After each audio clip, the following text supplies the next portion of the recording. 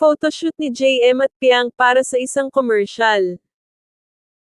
Isang photoshoot ang ganap nina JM at Piang kahapon November 19 na siyang naging dahilan ng pagkabisi ng dalawa.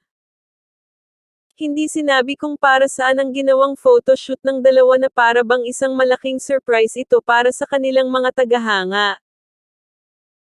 Excited na tuloy ang mga JM Piang kung saan nga ba gagamitin ang photoshoot ng dalawa.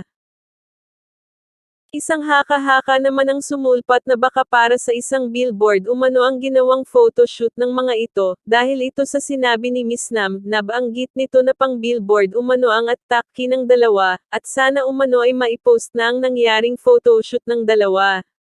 Pang Mega Magazine ng atake ng JM Piang. Oo, nakita nyo na iba naman yung buhok ni Sophia Smith, yung wavy na ocean wavy. Tapos, naka one side si JM. Feeling ko talaga, ay nako, excited. Sana ilabas, what if pang billboard pala? Ay, kinikilig.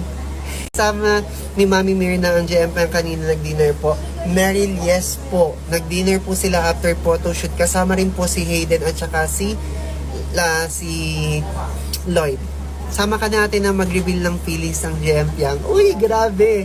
Ay, grabe.